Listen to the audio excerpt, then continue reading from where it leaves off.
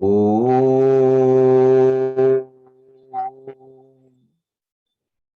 श्री साईनाथाय नमः। ओम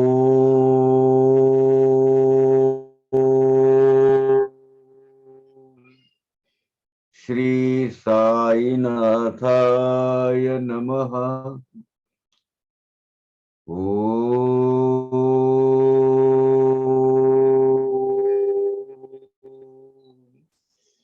श्री साईनाथाय नमः।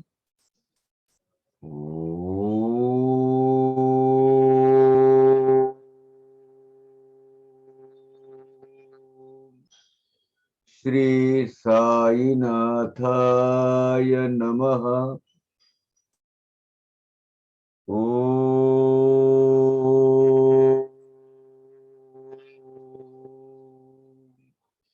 श्री साईनाथाय नमः।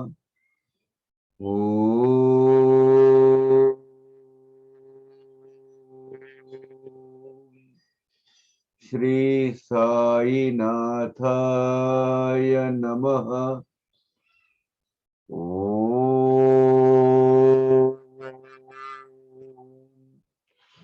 श्री साईनाथाय नमः। Shall we start, admin? Yes, Kaka. Yeah, we can start. Yeah. So today we are starting chapter 47. अथ श्री साई सच्चरित। ओम श्री साईनाथाय नमः। अध्याय 47। श्री गणेशाय नमः।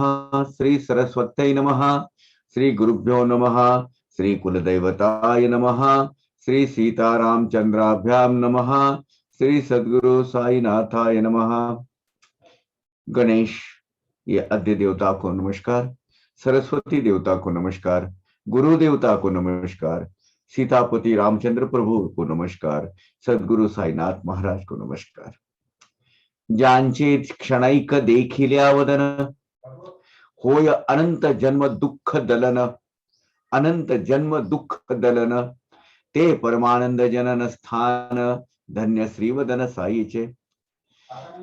जिनके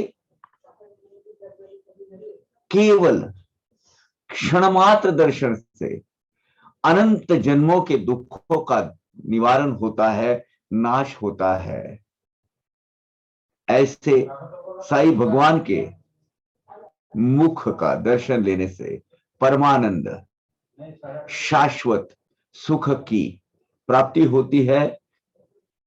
अपितु साई का मुख कमल ये परमानंद शाश्वत सुख और इसका उत्पत्ति स्थान है।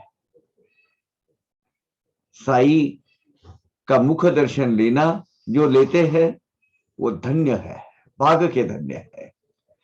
ज्यांचे झालिया कृपा अवलोकन, तात्काळ कर्म बंध विमोचन, स्वानंद पुष्टि निज भक्त जन, न लागता क्षण लादती। जिनकी कृपा दृष्टि होने के बाद और वो जीवात्मा कर्म बंधों से मुक्त हो जाता है। साईं बाबा के भक्तों को केवल बाबा के दर्शन से तत्काल परमानंद मिल जाता है, परमानंद प्राप्त होता है, परमानंद की प्राप्ति होती है। धन्य हो साईनाथ महाराज और धन्य हो उनके भक्त।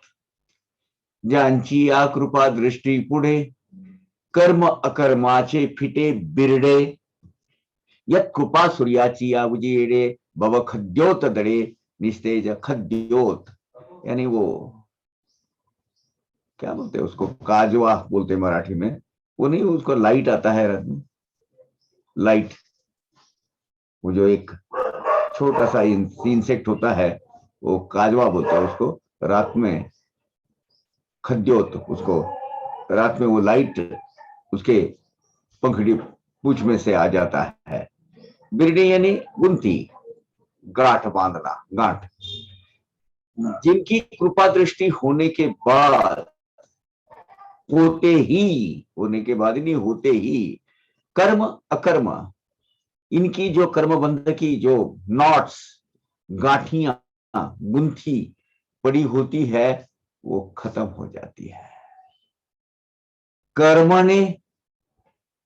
कर्म के वजह से निर्माण हो गई हुई जो गुंथिया है, जो गांठें हैं, भोग रूपी गांठियों से मुक्त हो जाती है, और वो बंध मुक्त होकर वो कर्म बंध नष्ट हो जाते हैं, कर्म भोग भी नष्ट हो जाते हैं। साई भगवान की कृपा रूपी प्रकाश में संसार रूप की काजवा में, संसार रूपी काजवा यानी छोटा सा टिमटिमाता हुआ, वो तेजहीन हो जाता है, तेजहीन हो जाता है, निस्तेज यानी तेजहीन। ऐसे साई महाराज धन्य धन्य हो आपके। जगाची पापे भागीरथी धुते, तेने ती स्वयं मलयुक्त होते, सासला निजमल निरसावयाते, साधु ते इच्छे ते चरण चरण रज कली अभान ने ये वो का जिक्र किया था। भागीरथी यानी गंगा, पवित्र गंगा मैया, सब दुनिया भर के लोग जब उनके पावन जल में स्नान करते हैं, शुचिर्भूत होते हैं, तो उनके सब पापों का वो मलनाशन करती है, धो देती है। और लेकिन वो स्वयं अपनी खुद क्या होती है, पोल्यूटेड हो जाती है, मलयुक्त हो जाती है। वो जो पाप कहाँ है, आखिरी में उसके पात्र में ही आते हैं ना।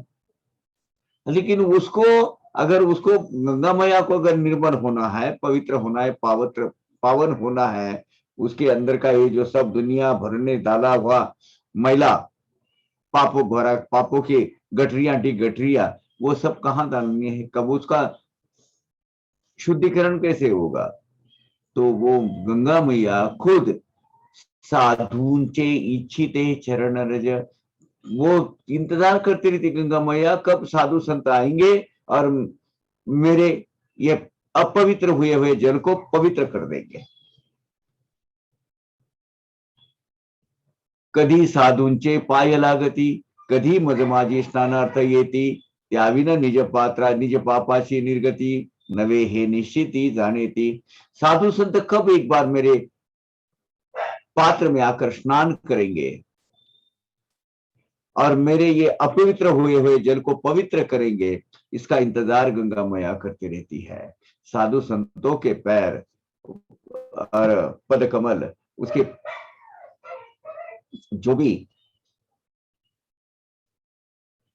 पूरा साझा किया हुआ सब लोगों के पापों का धुलाया हुआ वो जो पाप भरा कचरा, वो नष्ट नहीं होगा जब तक ये साधु संतों के पैर वहां नहीं लगेंगे। ये भागीरथी अच्छी तरह, भागीरथी ने गंगा मैया अच्छी तरह जानती है। वो आयसिया साधूंचा मुकुटमणी, समर्थ साई यांची ही वाणी, जाणुनी अत्यादरे भाविक सज्जनी, आकरणी जे पावनी ही कथा। ऐसे साधु संतों के शिरोमणि, अग्रणी, ऐसे साईनाथ महाराज, इनके मुख कमल से आई हुई ये अमृतवाणी है, ये वेदवाणी समझ लो। और सज्जन भाविक भक्त ने अगर आदर भाव से अगर ये कथा, पवित्र पावन कथा सुन ली उन्होंने, ध्यान देकर के सब पापों का नाश हो जाता है। नवल या कथेचे महिमान, श्रोते सज्ञान व अज्ञान, परिसता तुटेल कर्म बंधन, परम पावन कथा है। ज्ञानी हो या अज्ञानी हो, दोनों ही जनों ने, दो ही प्रवर्गों ने अगर एक परम पावन कथा सुन ली उन्होंने, तो वो भक्तों की भव सागर के सब कर्म बंधों से उनकी मुक्ति हो जाती है। नयनांचा ही नयन साई, श्रवणांचा ही श्रवण पाही, तेनेची रिघोनी माझे हृदयी, वार्ता जी ही निवेदिली। नजरों से, ये जो आंखों से जो होती है वो जो नजर, वो नजर यानी क्या है? साईं भगवान ने दी हुई एक शक्ति है, देखने की, दृष्टि की शक्ति।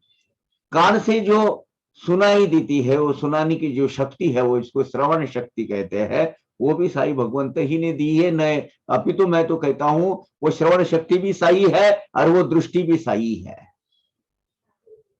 साईं भगवंत ने ही मेरे हृदय में प्रवेश कर मुझसे ये कथा वार्ता आप खुद लिखवा ली है और आपको कहने के लिए एक सुविधा बना के रखी है।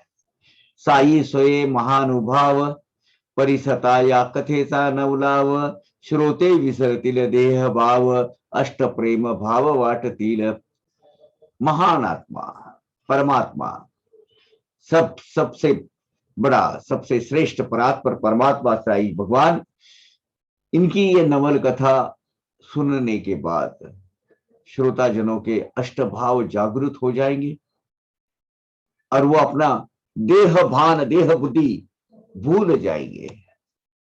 और ये भूलना ही भक्ति का लक्षण है, भक्ति का एक गुण है।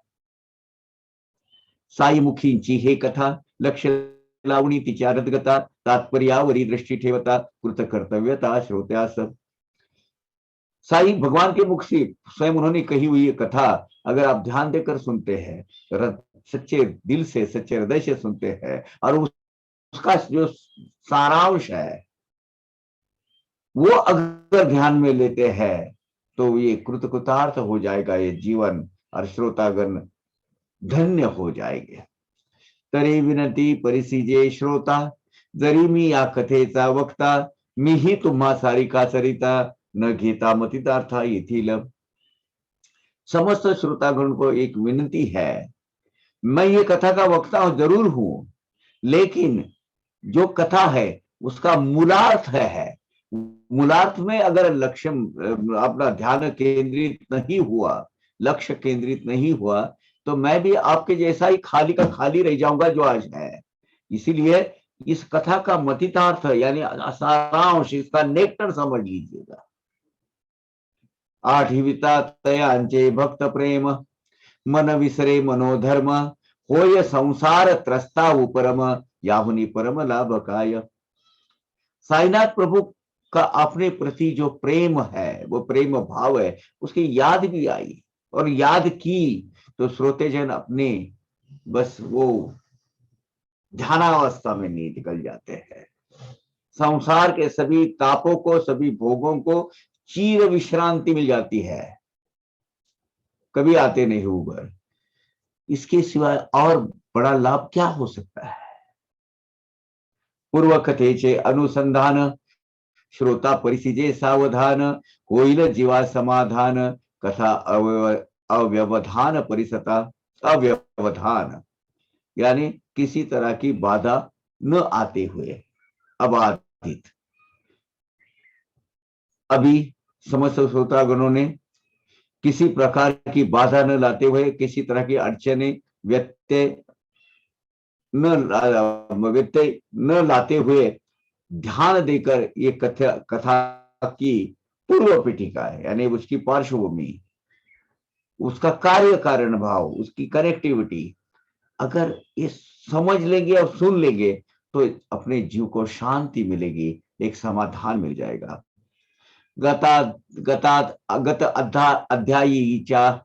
गत अध्यायाची अंती, ऐकिली शेळ्यांची कथा श्रुती, तया ठाई बाबांची प्रीती, गत जन्म स्मृति तयांची। अगले अध्याय में के आखिरी में जो लास्ट की जो अध्याय के अंत में जो कथा हमने सुनी, वो दो बकरियों की, वो बकरियों के पुनर्जन्म की कथा बाबा ने सुनाई। और वो दो बकरियों के प्रति बाबा का जो कारुण्य भाव है, करुणा भाव है, जो दया भाव है, उसकी अनुभूति हमने ले ली। तैसीच आता हे ही कथा, द्रव्य लोभाची परम अवस्था, कैसी नेई अधप पाता, सावधानता परिसावी। उसी आशय की द्रव्य के हव्यास के कारण, द्रव्य के लोभ के कारण जो क्षति होती है, द्रव्य लोभ के कारण जीव का अधपतन हो जाता है, हानि हो जाती है, उसका पतन हो जाता है, ये विश्लेषण करने वाली, इसका ये चरित्र चित्रण करने वाली ये कथा आप श्रोताजन ध्यान देकर लक्ष्य एक कर सुनिएगा। साईच पूर्ण कृपा दृष्टी, कथा सुचवी उठा उठी, ये उन देई श्रवणा तुटी, सुख संतुष्टि वाढवी। मुझ पर कृपा कर कर, हम सब पर कृपा कर कर, करुणा कर साई भगवंत, श्रोते जन को कहने के लिए मुझे कथा सुझाते रहते हैं। मेरे दिमाग में ऑटोमेटिकली वो कथा मुझे याद आ जाती है। श्रोते जन के श्रवण भक्ति में किसी तरह का व्यत्यय या कमीपन न आने के लिए साई भगवान ये खुद अपनी एक चिंता करते हैं और उसी तरह से हमें ये आपूर्ति करते रहते हैं कथा की। और ये कथा के श्रवण से हमारे सुख समाधान में बढ़ोतरी होती है। कथा वक्ता आणि वदन, स्वये साई समर्थ आपण, तेथे किमा हेमाड किमर्थ कवन, उगाचा टोपण नावाचा। साई समर्थ खुद ही ये कथा है, ये कथा के नायक है और वो कथा के प्रणेता है, वही ये कथा के वक्ता है। कथा कहने का ये जो मुंह है वो भी साई भगवान ही है और ये कथा स्वयं साई भगवान है। तो इसमें ये हेमाड पंत जी का और ये पवार का उसमें कोई श्रेय नहीं है। हेमाड पंत निमित्त मात्र, कारण मात्र है और ये निमित्त मात्र, कारण मात्र होने का ही बस उसको श्रेय जाता है। बाकी तो कर्ता करिता रचयिता वो विश्व की नियंत्रण शक्ति जो है साई भगवान खुद है। बैसलो साई कथा अब्धि तटी, अब्धि यानी सागर, साई कथा रूपी सागर के तट पर इस साई कथा अब्धि तटी, त्या अम्मा काय कथांची आटा आटी, कल्पत रुची याव तळवटी, कामरावठी तो सिद्धी। साई कथा अब्धि तटी यानी साई कथा रूपी सागर के किनारे पर, अथांग साई कथा रूपी सागर के किनारे पर मैं बैठा हुआ हूं, तो मुझे कथा की क्या कमी होगी।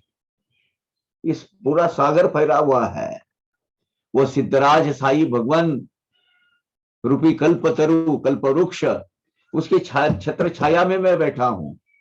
तो मेरे मन में, मेरे अंतरंग में अनेक प्रकार के अनेक विचार तरंग निर्माण करने वाले स्वयं साई है, तो वो साई में से कथा बयां करेंगे। ये कथा काय दिनकराची या घरी, कोण दीपाची चिंता करी, जया अमृतपान निरंतरे, विषाची लहरी काय तया।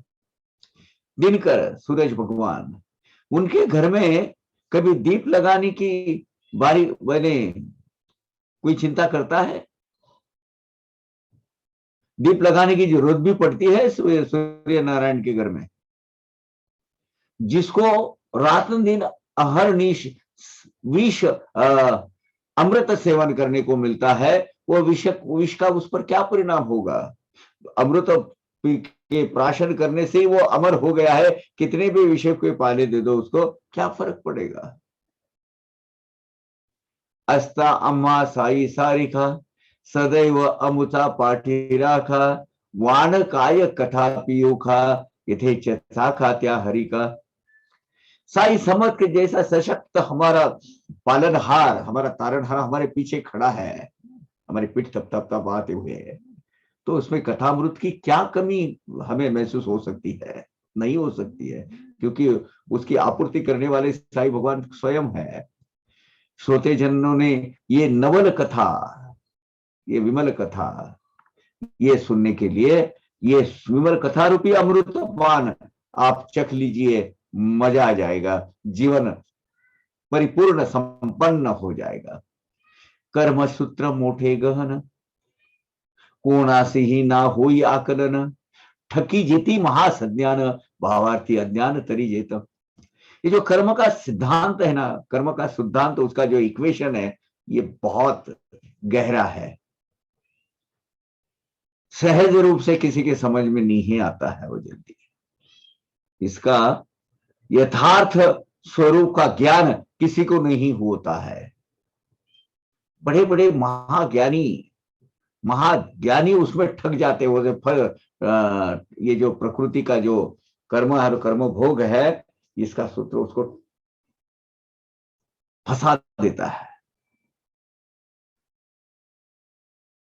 समझ में नहीं आता, उसका सही स्वरूप समझ में नहीं आता।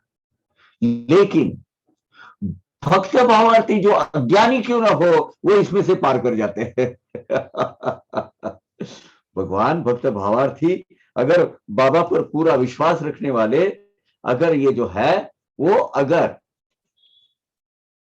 बाबा पर पूरा विश्वास है, भले उनको कुछ यथार्थ ज्ञान न हो कर्म और कर्म भोगों का, पर उनके ऊपर अगर विश्वास है, बाबा के ऊपर विश्वास है, तो सहज भाव से ये पार कर जाते हैं। तैसाच दुर्गम ईश्वरी नियम, कोण करिले त्यांचा अतिक्रम, आचरा नित्य लौकिक धर्म, करावे तत्कर्म सर्वदा। ठीक उसी तरह ईश्वर के नियम जो है बहुत ही कठिन होते हैं और वो समझ के परे होते हैं।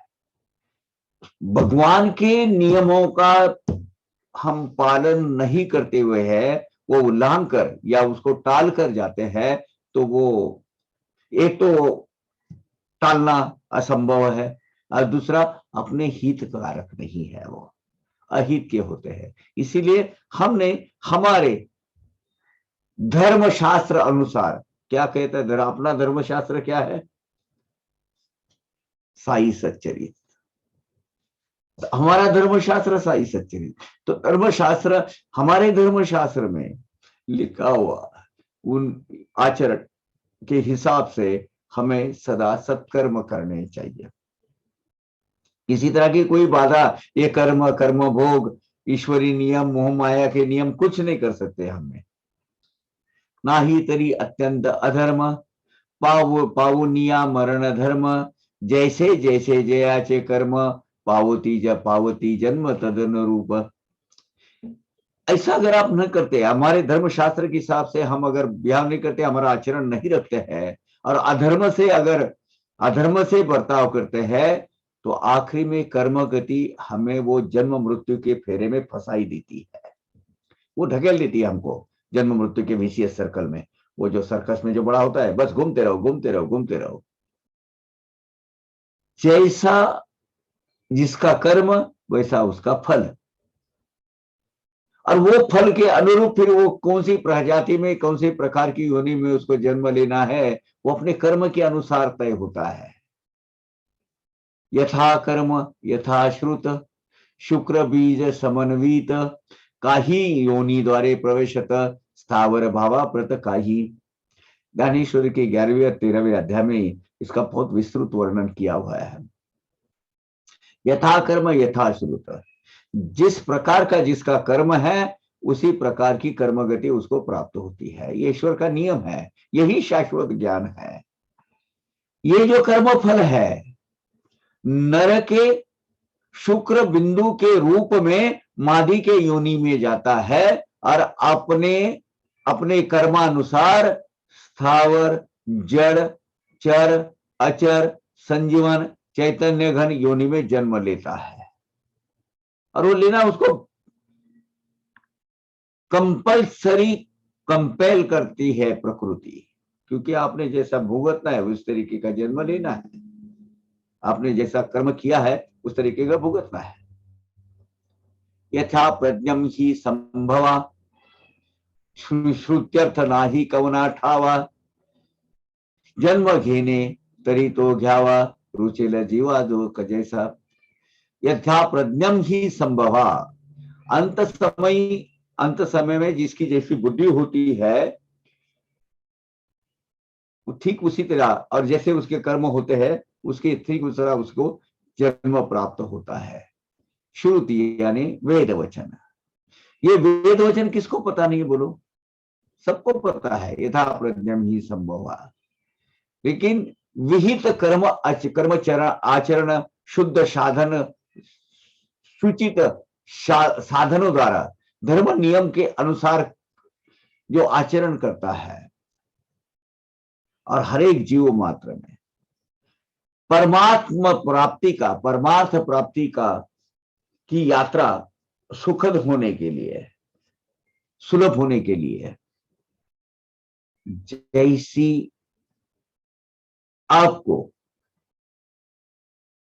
सुविधा प्राप्त होगी अगले जन्म में, या जिस योनि में जब आप जन्म लोगे वो योनि भी शुद्ध होगी, इसी तरह का आचरण आज करना चाहिए। अंत में मेरी क्या गति होगी उसका, तो वो कहां कौन से जन्म में जाएगा वो तय कौन करता है? आपने अभी तक जो कर्म करते हैं पूरे जीवन में, वो कर्म का अकाउंट, कर्म का ब्यौरा वहां लिखा जाता है, एक एक छोटा छोटा। जैसे वो सेंसेक्स बढ़ता है ना, वो शेयर मार्केट का, एक एक सेकंड, एक एक फ्रैक्शन ऑफ सेकंड में वो कम ज्यादा होते रहता है। यहां तो क्या होता है, वो उसका ब्यौरा वहां लिखते रहता है और वो बढ़ते जाता है, सेंसेक्स कम होता ही नहीं पापों का, क्योंकि कर्म से कर्म निर्माण होता है। हमें क्या करना है, ये कर्म सत्कर्म में रहना चाहिए, वो भी बढ़ते रहेगा।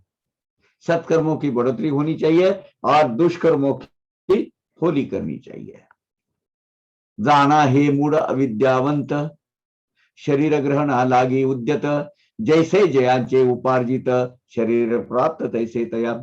शरीर धारणा करने के लिए उत्सुक जो अज्ञानी मूर्ख लोग हैं, उन्होंने ये ध्यान में रखना चाहिए कि उनका अर्जित कर्म जो उन्होंने गेन किया है, जो भंडार किया है, वो ठीक उसी तरह की उन्हें ठीक उसी तरह का उन्हें जन्म प्राप्त होता है, उसी तरह की उनको मां मिल जाती है, उसी तरह की योनि में वो जन्म ले लेता है।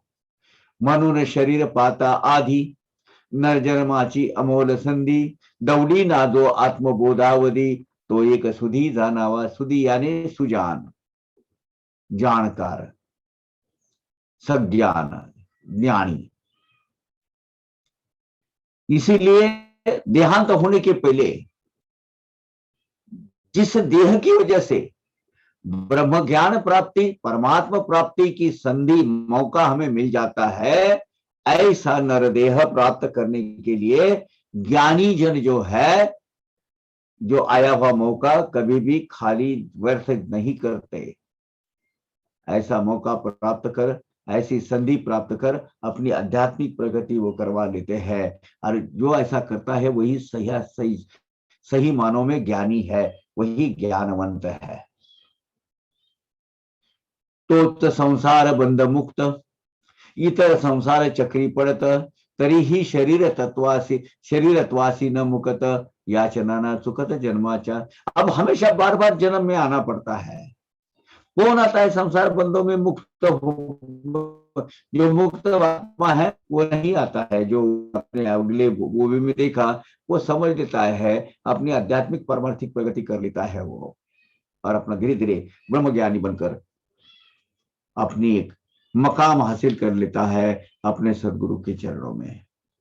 लेकिन इस संसार चक्र में वो अटके हुए जो जीव है, वो नाना तरह से, अलग अलग तरह के देह धारण कर जन्म मरणों के वो साइकिल में, विशियस सर्कल में फंस जाते हैं, और कर्म भोग के बंधनों से उनकी मुक्ति नहीं होती है। यही है कर्म का सार, और यही है कर्म का इफेक्ट। इसमें से बाहर गिरना है। आताया कथेता नवलाव, दृष्ट वृत्तिशी अंतर्भाव, बुझे मी देह ही आठव, सात्विक अष्टभाव उठतील। अभी जो मैं कथा आपको सुनाने जा रहा हूं, साईं भगवान ने प्रत्यक्ष मुझे जो कही थी, जो सुनाई है, मुझे नहीं, जो साईं भगवान ने जो सुनाई है, वो मैंने आपको ये नवल कथा सुनाने जा रहा हूं। दुष्ट प्रवृत्ति, ये हा देह यानी मैं, ये देह यानी मैं हूं, ये जो अभिमान है, वृथा है, व्यर्थ है, ये भी पता है, वो गल जाता है, निकल जाता है और अष्ट सात्विक भाव जागृत हो जाते हैं। ये कथा सुनने के बाद देख लीजिए। गाठी अस्ता अमुपधन स्वभावे जो अत्यंत कृपण, दिग दिग तयाचे जीवन आमरण क्षीण अनुभवी। बहुत विपुल धन प्राप्त हुआ है लेकिन बड़ा कंजूस है। कृपण यानी कंजूस। ये भगवान का दिया हुआ सब कुछ है लेकिन ये कौड़ी एक पै भी नहीं छोड़ता है। ऐसा जो कंजूस आदमी है, इसके जीवन में धिक्कार हो, इसके ऐसे जीवन का। दिक दिक तयाचे जीवन है, लानत है ऐसे जीवन पर। और ऐसे जीवात्मा मरण तक आमरण क्षीण अनुभवी, वो भोग जन्म मरण के बर्तों गर्ता में, वो फेरे में, चक्र में वो आता ही है। ये कथा में, इस कथा में ऐसा ही एक कंजूस है। इस कथा में अभी जो आने वाली है उसमें भी कंजूस ऐसा ही है, जो अनेक जन्मों का त्रास सहन करने के लिए तैयारी है उसकी, लेकिन वो जन्म मरणों के गर्ते में अटका हुआ भटका हुआ एक जीव है। त्यात ही वैर वृत्तीचा वारा, कदा काळी ही नव्हे बरा, तया पासाव मनासी आवरा, करील मातेरा जन्माचा।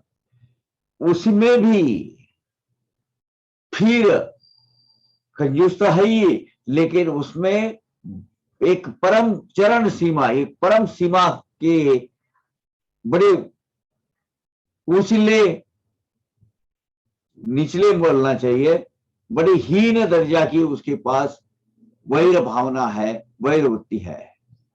ये बैर जो है, ये बैर बैर कभी भी अपने हित का नहीं होता है। ये जो बैर भावना है उसको समय पर ही अगर हम उसको कंट्रोल नहीं करते हैं तो पूरे जन्म का सत्यानाश हो जाता है। इसलिए खुद को उसमें संवारना चाहिए, बहुत जरूरी है। परस्पर वैराचा परिणाम, उत्तमाचा जन्मे अधम, ऋण वैर हत्यांचा धर्म, फिटे फिटे तो जन्म परंपरा। आपस में एक दूसरे के अंदर वैर भाव हम अगर कंसिस्टेंट रखते हैं, पाल कर रखते हैं, हमेशा उसको वैर भाव हमारे दिल में अगर वो जलते रहता है, तो उत्तम नर देह ये जन्म है, इसका वो ये जन्म अर्थहीन हो जाता है। और वो अगला जन्म वैर भाव की वजह से अगला जन्म जो है नीच योनि में जन्म लेता है, अधम योनि में जन्म लेता है। हल्की या क्रूर ऐसे जन्म में उसको जन्म मिल जाता है। नर देह में जो हम ऋण हत्या बैर, ये जो ऋण बैर हत्या ये संभालते ना, ये किसको भी जन्म में चुकती नहीं है। ये जो कृतियां है, ये जो कर्म है, इसका परिणाम स्वरूप हमें बार बार जन्म लेना पड़ता है। बैर भावना रखो, वो दूसरे जन्म में आपको भुगतनी पड़ेगी। ठीक उसी तरह आप कर्जा लेते हो, नहीं चुक पाता हो, नहीं आपको क्षणिक आनंद मिलेगा, मैं इसका कर्जा चुका दिया, नहीं पैसा दिया, जान दो क्या होता है। नहीं, अगले जन्म में आपको ठीक उसी का पैसा या उसी का कर्जा चुकाने के लिए फिर से जन्म लेना पड़ता है, और वो बहुत भयावह होता है। इस जन्म में हम अगर किसी का कर्जा रख जाते हो तो नेक्स्ट जन्म में क्या हुआ, वो बाघ का देखा ना आपने, वो दो चार दरवेशी थे, वो दरवेश में वो बाघ विद्वान था लेकिन उनका कर्जदारी था। उसके जीवन भर उसको तरह तरह के खेल, अब जंगल का राजा बाघ घूमता था लेकिन उनके पास आना पड़ा, उनके पैसे उनको चुकाने तक पूरे नहीं चुका पाया। श्री बाबा ने कहा कि उसको अभी बाकी का ऋण तुम माफ कर दो, उन्होंने आपका, और इसीलिए उसको मुक्ति दिलाई बाबा ने। कर्जा किसी को भी नहीं चुकता है, वो देना ही पड़ता है, भले ये जन्म में मत दो, आपके अकाउंट में लिखा जाता है नेक्स्ट जन्म में देना पड़ता है, वो डेबिट गिर ही जाता है आपके अकाउंट में। इस ठीक उसी तरह हत्या, किसी की अगर आप हत्या करते हैं तो हत्या आपको चुकती नहीं, वो यहाँ तो पुश्तों तक चलते रहता है, 7 जन्मों तो वो अपना ये उसको मारेगा, वो उसको मारेगा, ये उसको मारेगा, जब तक ये श्रृंखला खत्म नहीं होती है। अगर ये श्रृंखला इसी जन्म में खत्म नहीं की, अगले जन्म में कंटिन्यू होती है, और वो ऋण बैर भाव ऐसा ही आपको मन को अगर पनप के रखता है तो अगले जन्म भी उसको वह वैरभाव वैसा ही कंटिन्यू होता है। किसी की हत्या की तो उसका परिणाम स्वरूप वो जीवात्मा फिर से वही योनि में, योग्य योनि में बोल सकते हैं, योग्य योनि में आकर उसका बदला लेता है। इसीलिए जीव मात्र जीवात्मा जब तक के ऋण, हत्या और बैर इस 3 कृति में फंसा हुआ है, उसका कर्मफल उसको भुगतना ही पड़ता है, और उसके लिए अनंत जन्म लेने पड़ते हैं। ऋण देखिए, याद रखिएगा, जितनी मुर्गियों की आप तोड़ते हो ना गर्दन, उतनी बार आपके मुर्गियों को जन्म में को जाना है, इलाज नहीं है, उसको करना है। ऋण किसको भी नहीं चुकता है, ऋण, हत्या और बैर किसी के मतलब, अगर किसी के साथ दुश्मनी है, ये जीवन छोड़ने का टाइम आया है, जीवन के अपना संभाला है, तो उसके जाके नमस्कार करो और उसको कहो भैया यही खत्म करते हैं, अपना जो हत्या वह बैर भाव है खत्म कर देते हैं यहाँ। नहीं तो अगले जन्म में तू भी दूसरा कोई जन्म लेगा, मैं कोई जन्म लेगा, और वही दुश्मनी कंटिन्यू होती रहेगी। ये नहीं करना है। प्रस्तुत कथा उसका द्योतक है। बाबा ने ये कहानी 3 जन्मों की कहानी बताई है इसमें। ये अर्थीची अमृतवाणी साई मुखोद्गार परम पावनी करितो सादर श्रोते या लागुनी आसावे श्रवणी सावधान। साई परमात्मा, इनके मुख कमल से आई हुई है अमृतवाणी, उन्होंने खुद बताई हुई एक प्रस्तुत कथा है। ये यही आशय की है जो हमने अभी देखा, ऋण, हत्या, बैर, भैया मत पालो, वो सब एक एक फाइल क्लोज कर दो और उसमें एक दूसरे के प्रति आदर भाव रखो, बैर भाव मत रखो। ये बैर भाव आप कंटिन्यू करते रहेंगे, अगले उसमें आपको वही दोष लगेगा, और वो लेना देना चुकता करने के लिए फिर से जन्म लेना पड़ेगा। साई के अमृतवाणी से प्रवाहित हुई ये धारावाहिक हुई ये परम पावन कथा अभी श्रोते जन को सादर होती है, पेश की जाती है आपको। तो आप सभी श्रोताजन एकाग्र चित्त एकाग्र मन कर सुनिएगा। ती ही कथा जैसी ऐकिली, जैसी माझी आस्मरणी राहिली, तैसीच कथितो त्याच बोली, जेती माऊली वदली ते। साई माऊली ने जैसी कथा कही है और जैसी मेरे स्मरण में रही है, तो भजमाड़ पंथ को ये कथा कही थी बाबा ने, वैसी की वैसी ही मैंने बिल्कुल जरा भी शब्दों का हेर फेर न करते हुए श्रोते जन को ले मैंने सादर की हुई है। साई तो सोए चरित्रकार, लिहून गई कथा विस्तार, हेमाड़ केवल निमित्त मात्र, सूत्रधार त्याचा तो। साई सच्चरित लिखने के पीछे की प्रेरणा स्वयं साई भगवान ने दी हुई है। इतना ही नहीं, साई भगवान ही सही मानों में इस ग्रंथ के लेखक है। ये हेमाड़ पंथ सिर्फ कारण है, निमित्त है, निमित्त मात्र है। ये कथा का विस्तार और कथा लेखन की प्रेरक शक्ति स्वयं साई माऊली है। अभी वो कथा सुन लेते हैं। एक बाबा अपना खुद की कथा बयां कर रहे हैं। एके प्रातः काळचे प्रहरी, 8 वाजा वयाचे अवसरी, करुणिया नित्याची न्याहारी, पडलो बाहेरी फिरावया।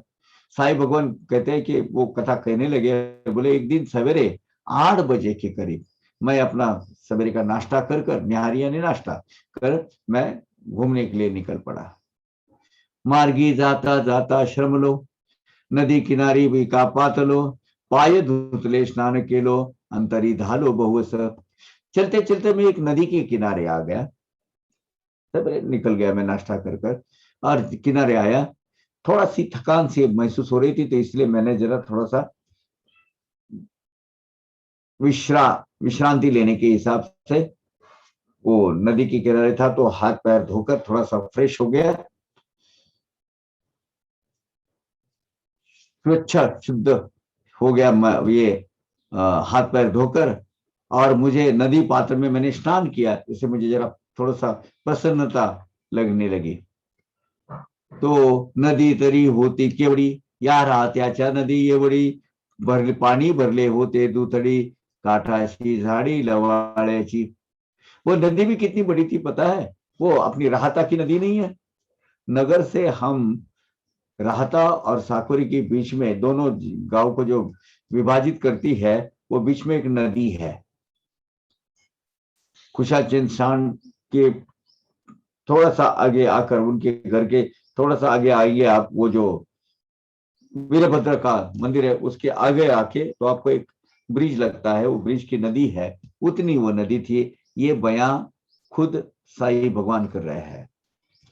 बोले वो नदी अपना राहता गांव की जो नदी है, इतना उसका विस्तृत पात्र था, और वो पानी से पूरा भरा हुआ था, दोनों भी छोर पर पानी लगा हुआ था।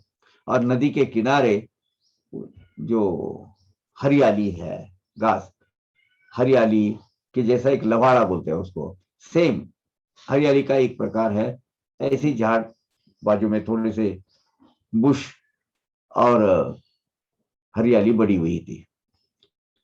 होती तेथे पायवाट, गाडी मार्ग ही होता स्पष्ट, वृक्ष ही काठी होते घनदाट, छाया ही उत्कृष्ट पडलेली। तो वहां बहुत एक अच्छा प्रसन्न वातावरण था। वो नदी के किनारे बड़े बड़े वृक्ष भी आए हुए थे, और वो पेड़ के बीच में से एक बैलगाड़ी जाएगी, बुलक काट जाएगी, ऐसा एक मार्ग था। बड़ा माने विस्तृत प्रशस्त मार्ग था, और आजू बाजू में झाड़ी तो बहुत है, एकदम जो पेड़ पौधे इतने थे कि एक थिक फॉरेस्ट वहां तैयार हो गया था। वायू आहे मंद मंद, तेने म्हणाला बहु आनंद, दृष्टी देखोनी वृक्ष वृंद, बैसोले स्वच्छंद छायेसी। आजू बाजू में इर्द गिर्द में बहुत थिक फॉरेस्ट है, बड़े घने वृक्ष है, वहां पेड़ पौधे है, और हल्की सी हवा बह रही है। तो दिल को बहुत बड़ा उल्लास और ये क्या बोलते हैं, प्रसन्नता होती थी, और बड़ा अच्छा प्रसन्न वातावरण वहां तैयार हो गया था। तो वहां मैं एक झाड़ के नीचे, एक पेड़ के नीचे मैं वहां बैठ गया। अभी पेड़ के नीचे बैठ के बाद बाबा को पास तो चिलीम रहती थी, चिलीम और तंबाकू वो निकाला उन्होंने। जाता चिलीम भरा वयाला, तदर्थ छापी भिजवा वयाला, डराव डराव शब्द ऐकला, मनी मज ध्वनी मज वाटला बेडकाचा। मैं वो तंबाकू जो है, टोबैको, ये जरा मिलकर मल कर ऐसा करना पड़ता है ना वो, और बाद में फिर उसको पानी से निचोड़ के छापी, उसको जो वस्त्र पहनाया जाता है चिलम को, तो टोबैको डाली जाती है, फिर ऊपर से अंगार रखा जाता है, वो वस्त्र पहनाया जाता है। तो वो छापी जो है, छापी बोलते हैं उसको, छोटा सा कपड़ा होता है, इतना सा 3 इंच, और एक थोड़ा सा एक 3 इंच बाय ज्यादा से ज्यादा 1 फीट ऐसा कपड़ा होता है। वो मैं भिगोने लगा, it's a filter actually, puff, जो सिगरेट को पफ होता है ना, वो उस टाइम का पफ है वो। तो वो पफ मैंने वो कपड़ा जो है वो भिगोने को ले लिया, तो मेरे कान पर डराव डराव ऐसी मेंढक की आवाज आ गई। मुझे वो लगा कि मेंढक है। नवल काय पाणीच तेथे, बेडूकासने सहज तेथे, छापी भिजून तवमी परते, घेतली हाते चकमक चकमक। ये सब पुराने पर ये है, ये चीज वस्तु ये है चकमक। सही इतनी रहती थी ऐसा, अपना इससे बनी हुई गार गोटी बोलते हैं, गार जो है उसकी बनी हुई रहती है वो। और एक दूसरे के पत्थर, दोनों भी पत्थर होते हैं, वो एक दूसरे पर आप घिसो एक इसके ऊपर अगर घिसो तो वहां से क्या तैयार होती है, आग, चिंगारी निकलती है, उसको बोलते हैं चकमक। चकमक ऐसा। पुराने जमाने में तो माचिस की तीलियां तो होती नहीं थी। ऐसा रुई सामने रखो, नीचे एक छोटा सा ऐसा नुकीला गार बोलते हैं उसको, गार का ये रखो और ऊपर से ऐसा मारो उसको तो वो सुलग जाती थी वो। अभी जहां इतना पानी है, जहां इतनी हरियाली आजू बाजू में पेड़ पौधे, वहां तो मेंढक का होना सहज है। मतलब इसमें कोई नया, ऐसा कोई अचरज वाली बात नहीं है। तो मैं पानी में छापी भिगो दिया, छापी भिगो के तैयारी की, और हाथ में ऊपर वो सुलगाने के लिए कपास इतना सा थोड़ा सा रुई लेते हैं, उसके ऊपर रखते हैं, वो कपास भिगाने के लिए मैंने चकमक हाथ में ले ली और मैंने अग्नि सुलगाने की कोशिश करने लगा। गारेवरी ठिणगी पडून पाडून चिलीम तयार झाली पेटून, तोच एक वाट सर्व येऊन वैसला बंधून मजपाशी। अब मैं गार पर वो ठिणगी लगा के ऐसा चकमक करने ही वाला था, और सुलगा के तैयार भी हो गई, वो अंगार निकल गया, सुलगा के तैयार हो तो ये एक पांतस्थ यानी यात्री जाने वाला, वो मुझे नमस्कार किया मुझे उसने, और मेरे पास आके बैठ गया। बाबा कह रहे सब, वो पूरा विजुअलाइज देख लीजिए आप अभी। नम्रपणे मजकडून चिलीमा पुले हाती घेऊन लई लांब झुकलात म्हणून आदरे मज पुसू लागी राहिला। अब वो जो बाजू का जो यात्री था, वो यात्री मेरे पास नम्र विनम्र भाव से बैठा, मेरे हाथ से चिलीम ले ली। वो चिलीम की ऐसे होती है, जितने हैं वो हरी बारी सब जो उसका कश मारते हैं। तो उसने मेरे हाथ से चिलीम ली, अब मैंने दी तब ली ना उसने, तो जो ली, और बाद में बोला आज बहुत लंबा सफर करके आए हो महाराज। बाबा आज बहुत लंबे चल गया ये बाजू में। तो बोले, ऐसा करके विनम्र से उसने कश ले ली। मशीद फार लांब येथून तेथे जाता होईल ऊन, हे पलीकडे माझे सदन चिलम पिऊन जावो की। वो आखिरी में यात्री, या वो यात्री था वो जो है पांतस्थ, वो बोलने लगा बहुत लंबी लंबी दूर है मस्जिद माई से आप बहुत लंबे आ चुके हैं बाबा, तो वापस जाएंगे तो दोपहर का बहुत, दोपहर का बड़ा क्या होगा, धूप पड़ेगी, और धूप में आपको तकलीफ हो जाएगी, तो मेरा घर इस यहाँ से नजदीकी है, आप में ये चिलम पीने के बाद अपने घर में जाएंगे, थोड़ा खाना खाइए, आप आराम कीजिए, बाद में चले जाना, वो थोड़ा सा सूरज ढलने के बाद।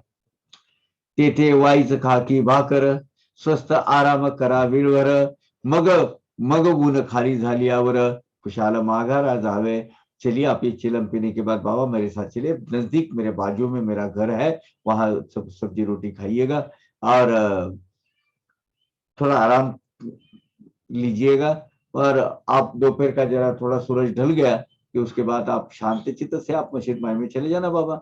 अभी आप अभी निकलेंगे तो माथे पर सूरज अपना कहर बरपा रहा है, बहुत गर्मी हो रही है, तो आप चलिए मेरे साथ बाबा। मी ही येईन बराबर ऐसे भाषण झाले यावर, चिलम पेटून या वाटसर देई मज सादर सोडावया। मैं भी आपके साथ आता हूँ, ऐसा उसने बोला कि शाम को आपको छोड़ने के लिए मस्जिद माई तक मैं भी आपके साथ आता हूँ। ऐसा बोलने के बाद वाट वो जो पांतस्थ है, जो ट्रैवलर है, यात्री, वो चिलिम का उसने आस्वाद लिया और मेरे हाथ में आदर भाव से मुझे वो कश लेने के लिए दी दी। तिकडे तो बंद बेडूका आर्त स्वरे ओरड करू लागे गजरे, चौकशी केली त्या वाटसरे कोण बरे हा आरडतो। अब उसमें वो मेंढक की आवाज आ ही रही थी, फ्रॉग उसकी आवाज आ ही रही थी क्या, वो डराव डराव कर रहा था। तो एक साथ में वो जैसे कुछ संकट में है, ऐसा वो जो मेंढक है जोर जोर से आवाज, डराव डराव आवाज करने लगा। तब वो यात्री ने पूछा वो क्यों इतना आवाज कर रहा है, क्या हुआ बाबा। तव मी वदे नदी काठी, बेडूक सापडला से संकटी, लागले कर्म त्या पाठी, ऐकती गोठी तुझ कथितो। तो फिर बाबा ने बोला उसकी बड़ी कहानी है। वो जो मेंढक है वो बड़े संकट में आ गया है, संकटों से घिरा हुआ है। वो उसका पहले जन्म का जो कर्म है उसके पीछे हाथ धो के पड़ा है। चल वो क्या कहानी है मैं तुझे बताता हूँ। वो मेंढक जो है वो कौन है और किस कौन सी दुविधा में है और क्या संकट उस पर आन पड़ा है वो मैं तुझे बताता हूँ। तेव्हा मी त्या वाट जरूर पूर्व जन्मी जैसे करावे, ये जन्मी तैसे भरावे, कर्म भोगा सादर व्हावे, आता रडावे किमर्थ। गए जन्म में अनंत जन्मों में किए हुए कर्मों का जो फल है इस जन्म में भुगतना पड़ता है। इसीलिए इस जन्म में हम जो भी कर्म करते हैं, कर्म भोग करते हैं, अपने संचित के हिसाब से करते हैं और वो भुगतना प्राप्त होता है। वो टाल नहीं सकते। अभी आज में आप शांत बैठ के और या अपनी पूरी हिम्मत हार कर बढ़ जाएंगे तो उससे कुछ नहीं फर्क होगा, वो आपको भुगतना है। मग ऐसे हे परिसून, चिलम माझिया हाती घेऊन देऊन, निघाला वाट सुरू तेथून, मने मी पाहून येतो जरा। मेरी ये बात सुनकर वो जो यात्री है वो मेरे हाथ से चिलम, मेरे हाथ में चिलम दी उसने और बोला मैं जरा देख के आता हूं क्या है वो। तो वो गया देखने के लिए। नदी के किनारे बैठे पेड़ के नीचे बाबा को यात्री। तो बोला बाबा मैं जरा बहुत ही चिल्ला रहा है, मैं जरा देख के आता हूँ। असे खरोखर तो बेडूक अथवा कोणी प्राणी आणिक, मन तरी शंकरुनी शंक, काय त्या दुःख आहे ते। वो नदी के किनारे वो जो बहुत बड़े आर्त स्वरों में वो जो मेंढक है वो मेंढक चिल्ला रहा है। तो मेंढक ही है और कोई दूसरा प्राणी है, वो शंका दूर करने के लिए मैं देख के आता हूँ। और वो यात्री कर वो जो यात्री था वो यात्री वो देखने के लिए बड़ा उत्सुक था। ऐसी त्याची इच्छा बघुनी, म्हणालो मी जा ये पाहुनी, एका मोठ्या सर्पाचे वदनी, बेडूक पडूनी ओरडत असे। अभी बाबा को पता है क्या हो रहा है, वहां क्या हुआ है। तो वो यात्री की बड़ी इच्छा हो गई कि जरा मैं जाके देख के आता हूं। तो वो उसने जाके देखा तो वहां एक भला बहुत ही बड़ा ऐसा जो स्नेक है, नाग है, उसके मुंह में ये मेढक है। और वो अपना छुटकारा करने के लिए, वहां से छूटने के लिए छटपटा रहा है, चिल्ला रहा है और बड़ा करुण भाव से यशोयश कॉल दे रहा है। दोघे ही महा हरामखोर, दोघांचे ही कृत्य अघोर, पूर्वजन्मीची पापे भयंकर, पावले देहांतर भोगावया। ओम साईराम, ओम साईराम, आयुष्यमान भव। आज बघा जरा ते थोडस कशाचं पावडरचं आणि आता करावं सगळं तर उद्या येतील माणसं। तो ये जो स्नेक है और वो जो फ्रॉग है दोनों भी बड़े महाहरामी है, बाबा कह रहे हैं। गए तो जन्म में दोनों ने भी बहुत दुष्ट कृत्य किए हुए हैं। गत जन्म की उनका पाप है वो बहुत भयानक है, इसलिए उनको अभी इस देह में आया है। एक आया है मेंढक होकर, दूसरा आया है स्नेक होकर, और एक ये जो बैर है, बैर वहां से चलते आ रहा है, वहां ये लोग भुगत रहे हैं अभी। पूर्व जन्म में कि अनेक पाप उनको अभी ये भुगतने पड़ रहे हैं। बाबा ने कहा असता चालले ऐसे विचार, गेला वाटसरू त्या जाग्यावर, आला पाहुनी प्रत्यक्ष प्रकार, मने तो साचार वृत्तांत। अब ये वहां चल रहा है, बाबा यहां बैठे, ये इस दुनिया में कहा क्या चल रहा है बाबा सब भली भांति जानते हैं। बाबा ने कहा ये दोनों भी ये है, वो एक स्नेक के मुंह में है इसलिए वो चिल्ला रहा है। यहाँ ऐसी दुविधा में वो पड़ा है, बड़ी संकट से घिरा हुआ है, लेकिन है क्या, उसकी भी कर्मगति वैसी है, और वो जो जिसने पकड़ा है उसने उसकी की कर्मगति वैसी है। वो ऐसे विचार करते ही वो अपना वो जो यात्री है वो देखकर फिर से अपनी जगह पर आके बैठा, और वो जो चल रहा है स्नेक और वो मेंढक, उसकी जैसी जो स्थिति है वो मुझे बयान करने लगा। वो बोला कि ऐसा ऐसा है, बहुत बड़ा स्नेक है, उसके उसमें सर में मेंढक है, और वो मेंढक बड़ा छटपटा रहा है छूट अपने उसके मुंह से छूटने के लिए। सर्प ही तो जैसा काळ, ऐसा मोठा जबडा विशाळ, बेडूक ही मोठा विकराळ, परी तो फराळ सर्पाचा। वो उसका मुंह बहुत ही बड़ा, वो जो महाकाय, वो जो नाग नाग था, वो सर्प जो स्नेक है, वो बहुत जैसे साक्षात मृत्यु का काल ही, मृत्यु काल ही है वो सामने, ऐसा करके उसने वो पकड़ा हुआ है। और वो जो मेंढक है वो भी छोटा नहीं है, साइज से बहुत बड़ा है, मजबूत देह का है, बड़ा है ऐसा। लेकिन अभी क्या फायदा, क्योंकि वो सर्प का भक्ष बन रहा है, सर्प की शिकार बन रहा है वो। घडी अर्ध घडीचा सोबती, पडली सर्पामुखी आहुती, काय विचित्र कर्मगती, क्षणात निश्चिती होईल त्या। अब बेडूक वो जो मेंढक है वो कुछ क्षणों का मेहमान है बाबा, वो सर्प उसको निगल लेगा पूरा। अभी कर्म की विचित्र गति होती है, उसको चिर विश्रांति मिलनी चाहिए। अब चिर विश्रांति उसकी हो रही है, वो उसका वो भक्ष्य बन रहा है, वो किसका, वो स्नेक का भक्ष्य बन रहा है वो मेंढक, उसकी कर्मगती अब क्या करे। तब मी म्हणालो तयाते, तो काय करीतो निश्चिंती ते, त्याचा मी बाप आहे नाही ते, मग मी कशाते पाहिजे।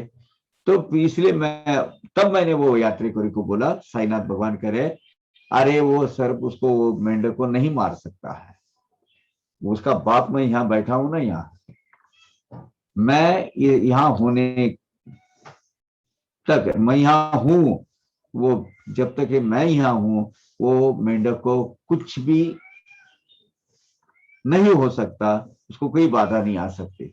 मैंने उसको आश्वस्त किया है वैसा।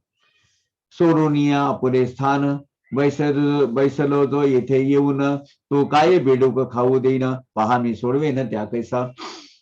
वो जो मजिद भाई छोड़कर मैं इतना लंबा जो यहाँ आया हूं, वो क्या मेंढक की हत्या करने के लिए, हत्या होने दूंगा मैं, नहीं होने दूंगा। तो अब देख मैं वो मेंढक को कैसा छुड़वाता हूं सर्प के बंदर से, मुंह में पकड़ा हुआ है ना उसने, वो कैसा मैं छुड़वाता देख। आता ही झुंज सोडविल्यावरी, आपण जाऊ आपले घरी, जा जा एकदा चिरेमाबरी, पाहू मग काय सर्प करी सर्प। तो वो ये जो सर्प और मेंढक की ये जो लगी हुई है, वो ये दोनों की जो टक्कर लगी हुई है, टक्कर हम खत्म कर देते हैं, और फिर आप अपने अपने घर चले जाते हैं अपने। तो ये काम करो, अभी फिर से एक बार चिलीम भर दे, फिर वो सर्प क्या करता है, उसने क्या करता है वो देख लेते हैं।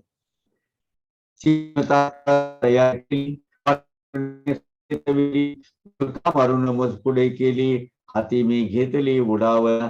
तो वो फौरन एक वो चिलीम फिर से और एक बार भरी गई। वो जो यात्री है उसने ही उस लगाकर पहला उसका जोर से कस लिया, और वो कस लेके झुरका बोलते हैं उसको, मार के मुझे हाथ में दिया, मैंने भी वो फोड़ने के लिए ली। मारिली म्या झुरके दोन, वाट सरूला सवे घेऊन, गेलो त्या लवाळ्यामधून, पावले ते स्थान विवक्षित। मैंने एक दो कष्ट ले लिए, और वो बाद में मैं वो चिलम वो यात्री के हाथ में लिया, और फिर वो छोटी सी हरियाली जो है प्रांगण, जो जगह है, उसमें से हम वो जहां वो बड़ा स्नेक है और वो जो उसके चिंगुल में फंसा वो जो मेंढक है, वो देखने के लिए वहां चले गए। ये सब बाबा बयान कर रहे हैं। पुनश्च सर्प अवलोकून, वाटसरू गीतो गेला भिवून, केवढे हे धूळ म्हणून, निवारी मजलगुनी भीतीने। वो महाकाय विशाल ऐसा वो सर्प देखकर वो यात्री बेचारा घबरा गया, डर गया वो, और बोले अभी आगे मत जाइए। वो सर्प से पीछे मुझे खींचने लगा। बोले वो बोलने लगा, मने नका हो जाऊ पुढे, सर्प तो येईल आपुलेकडे, पळू म्हणता स्थळे साकडे, नका हो तिकडे तिकडे जाऊ, नका हो तिकडे जाऊ नका। वो यात्री मुझे कहने लगा वो सर्प के पास मत जाइए। वो सर्प अपने पास आया तो पहले तो ये सिकुड़ी जगह है, आजू बाजू में पेड़ पौधे छोटे, यह है जब भागने के लिए ठीक से जगह भी नहीं है, नीचे ऊपर की सतह की जगह है, तो आप वहां मत जाइए बाबा। उसने अपने को अगर वो पीछे पड़ा तो अपने को भागने को भी नहीं आएगा, इसीलिए वो मुझे आगे नहीं जाने दे रहा था। अवलौकिता देखा देखा दे अवलौकिता ऐसा देखावा, वाट सरतो भ्याला जीवा, मग त्या दोघांच्याही वैरभावा, संबंधे परिसावा उपदेश। ऐसा ये भयानक प्रसंग दे बेटा, ऐसा ये भयानक प्रसंग आया। मैं देखा तो वो जो यात्री था वो बहुत डर गया था, घबरा गया था वो। अभी ये दोनों के बैर भाव जो है, वो मेंढक और स्नेक का, इसका क्या संबंध है, ये जो कथा है वो कथा हम अभी सुनेंगे। या हम विश्रांति लेते हैं 5 मिनट की और फिर कथा शुरू करेंगे। यहां तक वो पहुंचे हैं, मेंढक वो स्नेक के मुंह में फंसा हुआ है, बड़ा सर्प के मुंह में वो अभी वो तो भक्ष्य ही बनने वाला है उसका, मतलब इसमें कोई दो राय नहीं कि वो कुछ क्षणों का मेहमान है। यहाँ तक हम आए हैं, 5 मिनट की विश्रांति लेते हैं। वीरेंद्र जी आए हैं। नमस्कार वीरेंद्र जी नमस्कार। तो आप प्लीज टेक ओवर कीजिए 5 मिनट के लिए। वीरेंद्र जी नमस्कार। This particular path, this much of space, Baba used to go around, and he used to actually go to Lindibag for his morning duties. Then even taking bath, he will go to Lindibag. But in the evening times, see, Baba was like a, as the description goes correctly, he was a Veda Paki. He was behaving like a madman only. You see, there is nothing fixed as far as his daily routine is concerned, initially. Later on, of course, it became, so to say, all devotees used to so-called program it accordingly. But initially it was like that. So many a times he goes in the evening to Lindibag and sit there. Then night used to fall, and with that darkness, people used to get worried. You see, it was such a dark, and this fellow is sitting like a mad fellow in that darkness. So then Nanda Deep was lit. When actually lamp was lit.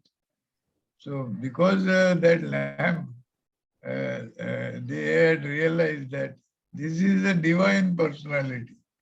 So it became Nanda Deep. And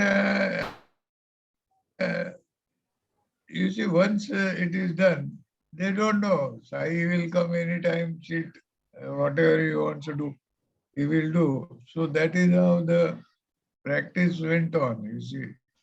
And the Nanda Deep used to be lit. Baba never lit the lamp, you see. He maybe once in a way he might have done just to please the devotees, because they had started that practice. But Baba never lit a lamp as a Nanda Deep. But that place he used to definitely sit. There is a cave also. I mean, well also. So Baba used to have the water from that well. In fact, his drinking water used to come from that well. So that place had become, and then he was fond of what do you call, creating the bagh. No, bagh means bagicha. So it became a Lendi Bagh because he used to put all sorts of plants, flowery plants, non-flowery plants, medicinal plants, all sorts of things. Whatever he will come to his mind. So Lendi Bagh to Dwarkamai. That was his span of functioning activity, which was streamlined. Otherwise, initially it was not so. See, that whole place was nothing but a jungle. Today we can't make out what it is, but that whole place was like a jungle, and he used to roam around in that jungle. But later on, that activity got restricted from Lindibag to Dwarka. And that was his.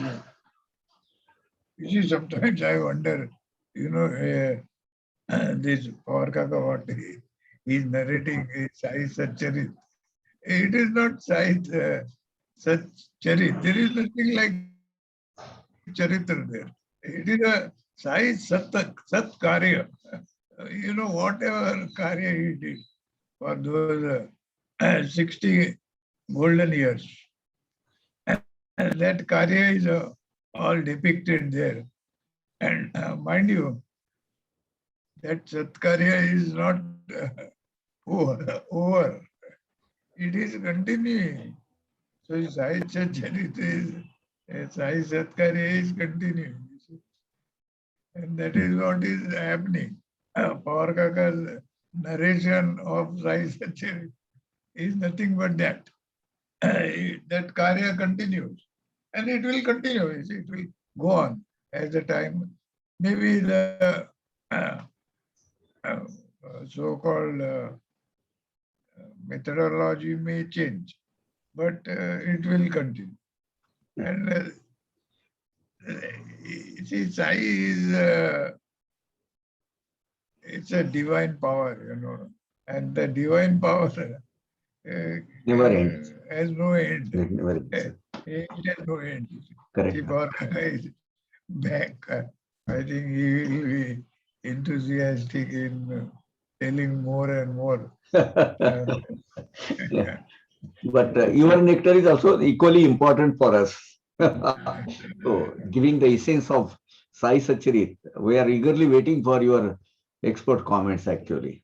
Yes, it's Yeah, Power Kaka, you is can take one. yeah, You are please, thank you. energized now. So this snake is there in his उसको जो सर्प है वो बड़ा महंगा है, बड़ा लंबा चौड़ा सर्प है, एकदम 10 फिगर वाला स्नेक है, और उसके स्नेक में वो कोबरा है, कोबरा एक्चुअली उसके चंगुल में वो मेंढक फंसा हुआ है। ये दोनों नजदीक गए हैं और बाबा ने उनको क्या कहा वो सुनिए। नाउ इसमें वो जो स्नेक है वो है वीरभद्रप्पा और वो जो मेंढक है वो है बसप्पा। कैरेक्टर समझ लीजिएगा पूरे। बाबा ने कहा, अरे बाबा वीरभद्रप्पा, अजून हा तुझा वैरी बसप्पा पावला नाही का अनुतापा, दरदुरापा आला तरी। अरे भाई ये वीरभद्रप्पा, अभी ये तेरा वो जो बसप्पा के साथ जो बैर भाव है, तू स्नेक के रूप में आया और वो बेडूक के रूप में एक सामान्य क्रिएचर के रूप में वो आया है, तो भी तुम्हारा अभी बैर भाव खत्म नहीं हुआ, तुम्हें कोई पछतावा नहीं हुआ, एक दूसरे को आपने लोगों ने माफ नहीं किया, अभी भी वो कंटिन्यू रख रहे हो, क्या है ये? तू ही आला सर्पयोनीसी तरीही हाडवर अधुनी सर्पयोनी तरीही हाड वैर अधुनी आता तरी शरम धरुनी वैर तजुनी सुस्तरा। अरे वीरभद्रप्पा, तू भी सर्पयोनी में आया है, तू भी नाग के जन्म में आया है, अभी तो कुछ ला शर्म कर, वो बैर भाव छोड़ दे और निर्वैर भाव से दुश्मनी का भाव मन में न रखते हुए थोड़ा शांत रह जा जरा, क्या है ये तेरा? ये बाबा के मुख से ये शब्द सुनते ही आदेश है, वो शब्द पडता मुखातूनी सर्पदो पळाला बीडूक हो सोडूनी सत्वर खोल पाण्यात शिरुनी अदृश्य तेथून जाहला। मेरे मुख से ये शब्द आने के बाद, साई बाबा कह रहे हैं, मेरे मुख से शब्द ये आने के बाद वो सर्प ने वो मेंढक को छोड़ दिया और पानी में छलांग लगाकर कहीं अदृश्य हो गया, डूब के निकल गया वो वहां से, ये गहरे पानी में जाकर अदृश्य हो गया वो जाके। मृत्यूचे मुखामधला बेडूक टणकन उडून गेला, तोही झाडीत जाऊन लपला, वाट सुरू झाला आश्चर्य। वो जैसे वो सांप सर्प जो भाग गया, उसके चंगुल से वो फंसा हुआ था ना, वो भी एक कुदी लगा के छलांग लगा कर वो भी चट से उड़कर वो भी निकल गया, उससे भी एक दो कुदी मारकर वो भी निकल गया। ये सब नजारा देखते हुए वो यात्री को बड़ा आश्चर्य हुआ। अरे बाबा ने कहा और इसने इमीडिएटली वो मान लिया, वो भी भाग गया और ये भी भाग गया, क्या बात है ये? तो यात्री पूछने लगा बाबा को, बाबा मने हे काय न कळे मधला, शब्द मुखीचा तो काय पडला, बेडूक कैसा सापाने सोडिला, साप ही दडला तो कैसा। वो यात्री कहने लगा, बाबा ये क्या चल रहा है, मुझे मेरे समझ में कुछ नहीं आ रहा है। आपके मुंह से ये शब्द बाहर गिरे कि भाई ये वीरभद्रप्पा तो भी अभी सर्प की योनि में आया है, बसप्पा तो भी दरदूर यानी मेंढक के सब आया है, आप दूसरे का बैरभाव अभी भी खत्म नहीं हुआ है। हाँ, अभी तो कम से कम वीर एक दूसरे को माफ करके तुम्हें कोई भी पछतावा नहीं हुआ है, माफ करो, तू भी ये योनि में प्राप्त हुआ, वो भी वो योनि प्राप्त हुआ है। तो आपके मुंह से ये सुनते ही वो उसने छोड़ दिया मेंढक और वो भाग गया, और उसके साथ में वो मेंढक भी दो छलांग लगा के वो भाग गया। ये क्या है? ये मतलब अजूबा है, मेरे समझ में नहीं आ रहा है ये ऐसा कैसा, आपके कहते ये सब कुछ हो गया। कौन है वीरभद्रप्पा, वो बसप्पा कौन है, क्या यार उनका बैरभाव क्या था, क्या करे जरा मुझे बताइए बड़ा साहब, बाबा मुझे बताइए। ये यातील वीरभद्रप्पा कोण, तैसाच यातील बसप्पा कोण, वाट स्वरूप से वैराचे कारण मने मद निवेदन करा कि। अब उसका बड़ी उत्सुकता बढ़ गई, उसकी एक्साइट हो गए वो यात्री, अरे ये क्या चीज है, जरा सुन लेते हैं। तो बाबा को उसने विनम्रतापूर्वक विनंती की, बाबा ये वीरभद्रप्पा कौन है, ये बसप्पा कौन है, इसमें बैर भाव का क्या कारण है, जरा मुझे विस्तार से समझाइए, जरा मुझे बताइए। बरे आधी झाडा खालती, जाऊ ओढून चिलीम मागोती, मनोनी मनालो करीन जिज्ञासा पूर्ती, मग मी स्वस्थला प्रति जाईन। फिर मैंने वो यात्री को कहा, साईं बाबा कह रहे हैं कि फिर मैंने वो यात्री को कहा, चल फिर अपन वो झाड़ के नीचे, पेड़ के नीचे जाके बैठ जाते हैं, वहां फिर से चिलिम सुलगा के पी लेते हैं, फिर मैं तुझे वो जो उत्सुकता लगी है तुझे वो कथा सुनने की, वो मैं तुझे बताऊंगा। वो तो यात्री एक निमित्त मात्र है, हमें बाबा ये सुना रहे हैं। तो और फिर मैं मेरे घर को चले जाऊंगा, तू तेरे घर को चले जाना। आलो दोघे झाडा खाली, पडली होती दाट सावली, गार वाऱ्याची झुळूक लागली, पुनश्च सळगावली चिलीमा। फिर हम दोनों वो पेड़ के नीचे आ गए, बड़ी घनी छाया थी, और वो छाया के तले बड़ी ठंडी हवा एक शांत ऐसे हवा के झोंके चल रहे थे, ठंडी हवा के। तो इसलिए फिर से हमने वो चिलम सुलगाई और फिर पीने लगे एक दूसरे के। वाट सरुने आधी ओढिली, पश्चात माझे करी दिली, तीमी ओढिता ओढिता कथिली, कथा त्या बहिली वाट सरुस। वो यात्री जो है, यात्री ने पहले सुलगा ली, खुद अपने एक दो कश लिए, फिर मुझे हाथ में दी और मैं वो चिलिम पीते पीते मैंने वो कथा वो यात्री को कहना आरंभ किया। तो वो क्या कथा है वो ध्यान से सुनिएगा, इसका है संबंध आगे। वो भी यात्री को बाबा कथा कह रहे हैं अभी। पहा माझी स्थळापासून कोस 2 अथवा 3 इतकेच पवित्र दूर पवित्र स्थान, महिमा संपन्न होते जुने। देख, मेरा जो स्थान था वहां से बस 2-3 कोस यानी 6 किलोमीटर, 5 किलोमीटर, 6 किलोमीटर, एक कोस यानी 1.61 किलोमीटर, सॉरी 3.22 किलोमीटर। सो 2-3 कोस यानी अबाउट 9 to 10 किलोमीटर। बोले मेरा जो स्थान है, मेरा बसा हुआ जो तीर्थ क्षेत्र है, उससे एक 9-10 किलोमीटर के अंतर पर एक बहुत ही सुप्रसिद्ध महिमा संपन्न एक पुराना मंदिर था और पवित्र स्थान था, पुराना पवित्र। तेथे एक महादेवाचे मोडके देऊळ कधी काळाचे, तयाची या जीर्ण उद्धाराचे आले सर्वांचे मनात। वहां वो थोड़ा सा पुराना, आधा गिरा आधा ऐसा कुछ अवशेष बाकी, ऐसा एक पुरातन महादेव का मंदिर था। वो मंदिर का जीर्णोद्धार करने के लिए, मंदिर का फिर से पुनर्निर्माण करने के लिए सब ग्रामस्थों के मन में कल्पना आई कि चलो इसका भी ये निर्माण कार्य, पुनर्निर्माण कार्य फिर से करना चाहिए, हाथ में लेना चाहिए। इसलिए उन्होंने चंदा इकट्ठा करना चालू कर दिया। तदर्थ मोठी वर्गणी केली, बरीच रक्कम गोळा झाली, पूजे अर्चेची व्यवस्था ठरवली, पूर्ण आखिरी रूपरेषा।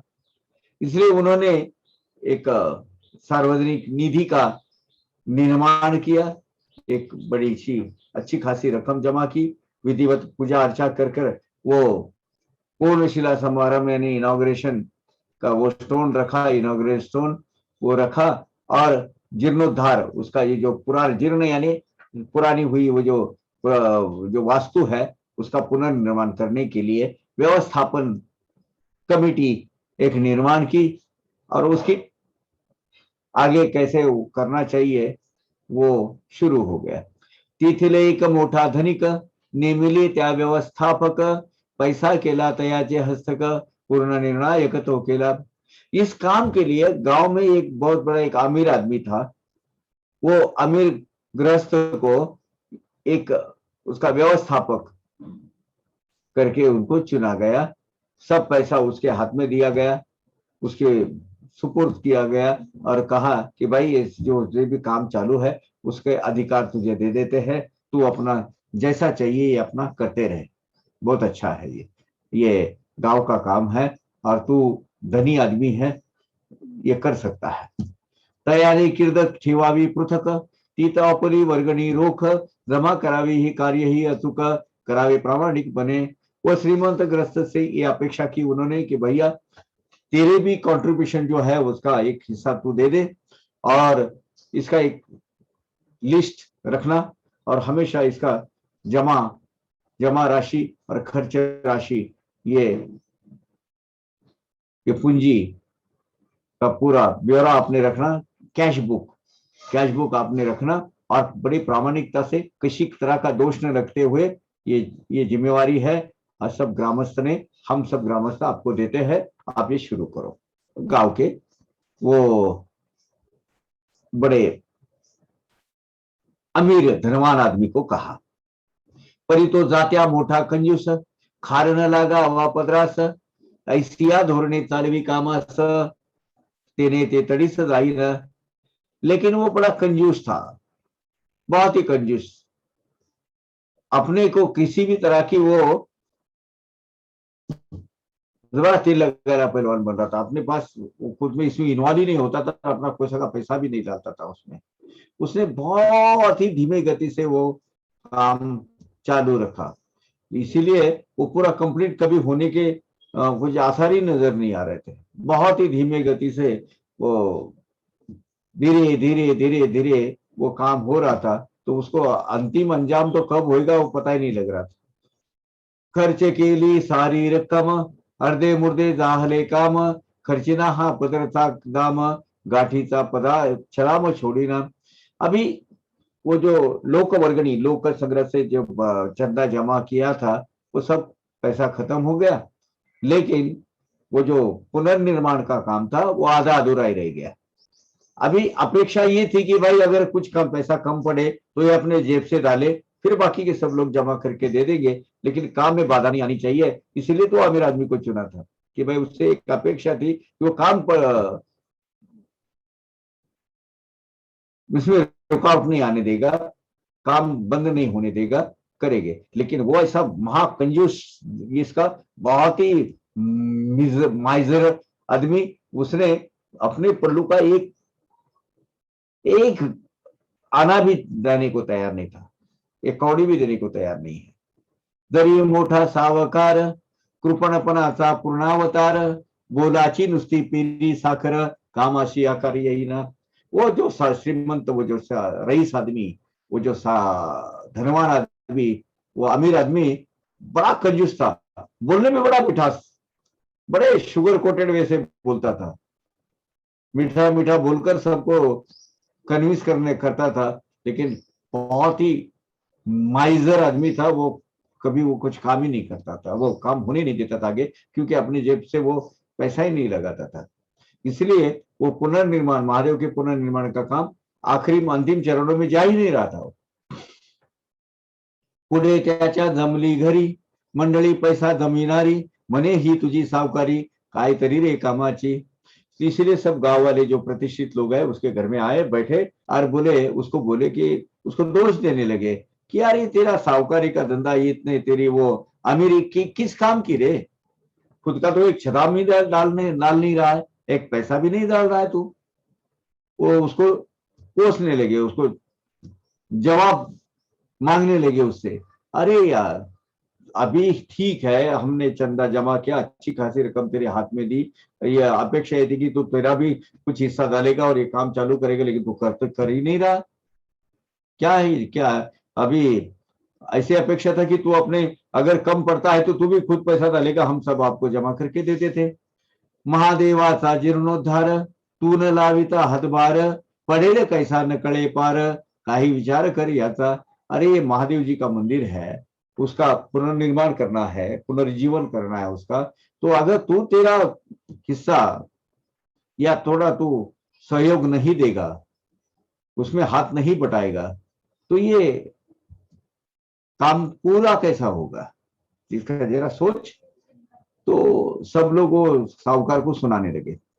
तरुणी लोकांची मनधरणी, पुनश्च मिळवो आणि कवर्गणी, तीही देऊ तुझ पाठवणी, आणखी ठिकाणी ही काम। हम सब ग्रामस्थ मिलकर और चंदा इकट्ठा करते हैं जमा, सब जमा करके तुझे लाके देते हैं, लेकिन तू काम क्यों रोक रहा है? तुझे अच्छी खासी रकम जमा करके तुझे लाके देते हैं, लेकिन तेरे पैसा डालकर तू चालू तो करिए काम।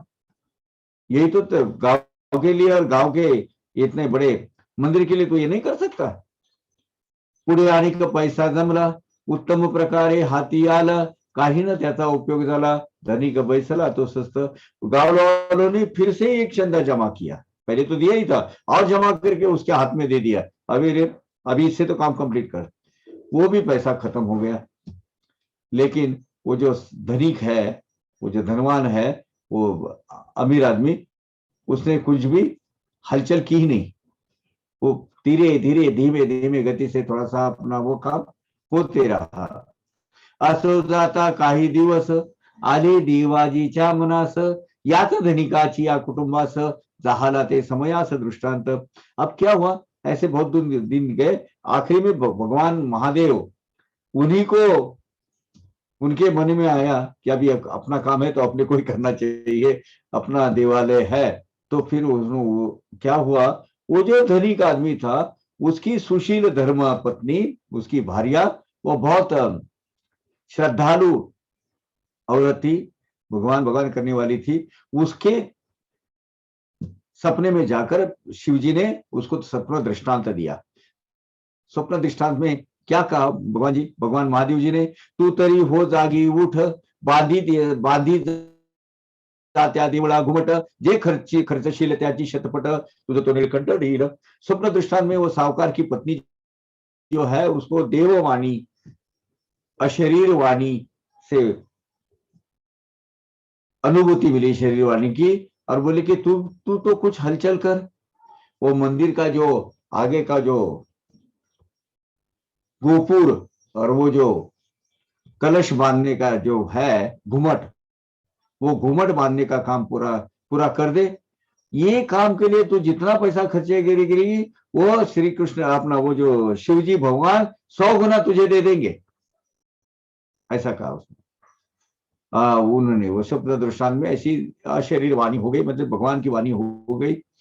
दुसरे दिवशी तो दृष्टांत, पतीच्या कानी घातला साध्यंत, कवडी खर्चता जया प्राणांत, तया अत्यंत उद्वेगक। अरे जिसके हाथ से कौड़ी नहीं छूटेगी, फूटी कौड़ी भी, वो आदमी को उसकी पत्नी ने अपना ये स्वप्न दृष्टांत समझा, बोला कि देखो ऐसा ऐसा मुझे सपना गिरा है, पैसा जिसका एक फूटी कौड़ी भी खर्चे करने के लिए उसके प्राण मानो निकल जाते हैं, ऐसे आदमी को, ऐसे महाकंजूस आदमी को वो ऐसा दृष्टांत जो है वो तो संकट ही लगेगा ना, उसको तो अपने ऊपर आया हुआ संकट ही लगेगा। करावा अहर्निश वित्त संचय, दुजाने त्याचा चित्ता विषय, तयास न या स्वप्नांचा आशय, द्रव्याचा व्यय केवी पटे। रात दिन जो धन का संचय करने के पीछे ही जो व्यस्त है, ऐसे लोभी धन संचय करने के सिवा उसको दूसरा कुछ सोचता ही नहीं है, उसको ये स्वप्न का आशय क्या समझ में आएगा। और इसको अगर ये समझा भी दिया तो समझ लेगा, नहीं लेगा, तो उसको पैसा उसके लिए खर्चा करना कैसे जमने वाला है। नहीं, वो ने नहीं बोला। त्याने सांगितले पत्नीस, मीन मानी दृष्टांतास, मुळीच राही माझा विश्वास, मांडला उपहास तियेचा। अब उसकी वो आलोचना करने लगा, उसकी टीका करने लगा उसके ऊपर। क्या बोला, वो साहूकार जो है, साहूकार वो जो अमीर है, अपने पत्नी को बोला, ऐसे कुछ इसमें मेरे पर स्वप्न दृष्टांत वगैरह कुछ नहीं होता है, मन के आभास होते हैं, मेरा उस पर कोई भरोसा नहीं, मुझे दिल में वो मतलब भाता ही नहीं है, मुझे हजम ही नहीं होता तू क्या जो बोल रही है। ऐसा करके उसको दुत्कारा लत्कारा। जैसी जियाची चित्तवृत्ती, तैसीच तया जगत स्थिती, स्वये असली या छठ प्रकृति इतर ही दिसती तैसेच। अभी जैसा आदमी का स्वभाव होता है सामने वाले उसको वैसा ही दिखता है। शठ यानी लुच्चा आदमी, हरामी, ढोंगी, लालची, ठग, ठग बोलते हैं ना वो, और कंजूस। ऐसा आदमी, अगर ऐसे स्वभाव वाला आदमी है जो खुद जैसा होता है वैसा ही उसको जग भी वैसा ही नजर आता है, सामने वाला भी वैसा ही नजर आता है, तो उसको अपन क्या कर सकते हैं। जैसी उसकी है वैसा दूसरों को भी उसको उसी नजर से वो देखता है। जरी असते देवाचे मनी, माझाचा पैसा घ्यावा काढूनी, मी काय दूर होतो तुझपासून, तुझे जर स्वप्नी का गेला। वो अपनी धर्मपत्नी को कोसने लगा, अरे भगवान को मेरा ही पैसा निकालना था तेरे जरिए, तो तुझे दृष्टांत देने की जरूरत क्या थी, मुझे दृष्टांत दे देते, मैं क्या उनसे दूर था क्या, मेरा ही पैसा निकालना था ना उनको, तो मैं क्या दूर था, तेरे सपने में क्यों भाई भगवान आ गए। ऐसा वो प्रताड़ित करने लगा उसको। ऐसा कैसा होता है, तुलाच का हा दृष्टांत झाला, मलाच का तो देवेनं दिला, म्हणून येईना भरोसा मुझला, याचा न समजला मुझे भाव। अब ये तुझे जो दृष्टांत हुआ है वो मुझे क्यों नहीं हुआ, ये तेरे सपने पे मेरा कुछ विश्वास नहीं है, और मुझे भरोसा भी नहीं है उस पर, मैं उसको नहीं मानता। खोटा खोटा कुछ बोलती है।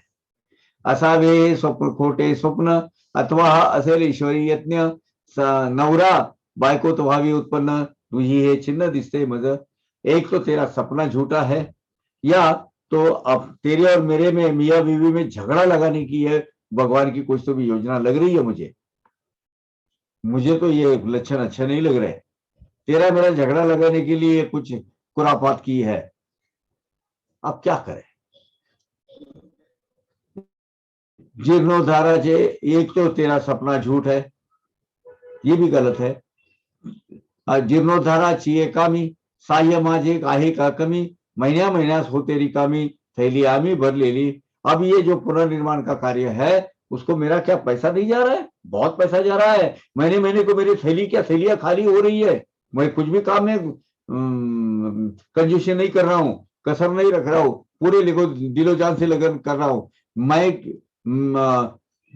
मैं वो काम में मदद नहीं कर रहा हूँ क्या? मेरा सहकार्य क्या कम है क्या? हालांकि वो कुछ भी नहीं कर रहा था, लेकिन बोल रहा है उसको।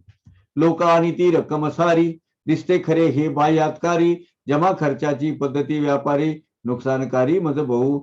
अरे लोग चंदा से, चंदा जमा करके जो पैसा मेरे पास आया वो कितना आता है, वो जमा खर्च का मैंने वो जो ब्यौरा रखता हूँ, उसका टिप्पण रखता हूँ, तो मेरा ही कितना पैसा गया है अंदर देखो। मेरा ही बहुत नुकसान हो रहा है, और तुम्हें लग रहा है कि मैं कुछ कर ही नहीं रहा हूं। लोकांना ही नाही अवगत, कळावे ते कैसे तुझ पतप्रत, तेव्हा हा जो तुझा दृष्टांत येईना यथार्थ मानावयात। अभी लोग को भी ऐसा क्यों समझ में, ऐसा सोच रहे, समझ में नहीं आ रहा है।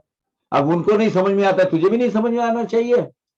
इसीलिए तुझे जो स्वप्न दृष्टांत हुआ है, इस पर मेरा जरा भी भरोसा नहीं है, मैं इसको मानता भी नहीं हूं।